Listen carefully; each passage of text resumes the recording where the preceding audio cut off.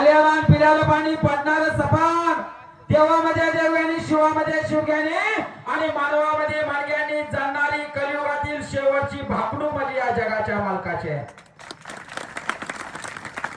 माझ्या बाळूमामानं 1932 साली जगाची भाकणूक सांगितली होती. आता सांगितलं भोसगर मामाने की मामाच्या खांद्यावर मांडीवर खेळलेली लोक अजून जिवंत आहेत.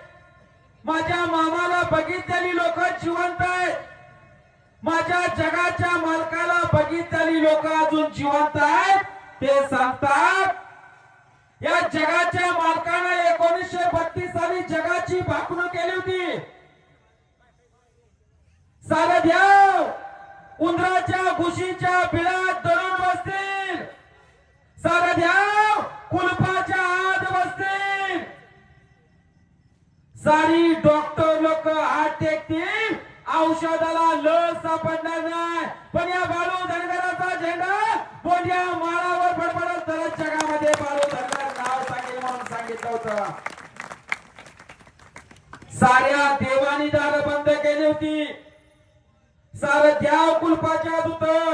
एका सुद्धा देवाची यात्रा का जत्रा होत नव्हती का? होत होती भाविक भक्तीकडं? पुरुष मंडळी होत होती का? महिला मंडळ माहेरच्या देवाची यात्रा होई पण नाही पण नाही. ज्यावेळेस कोरोनाची महामारी आली होती सारं द्याव कुलपाच्या दूत.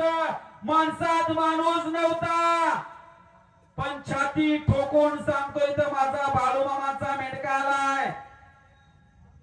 आज जर बघितलं तर 300 ते 400 मेंढक फक्त बाळू धनगराची बकरी राखायला या भागामध्ये.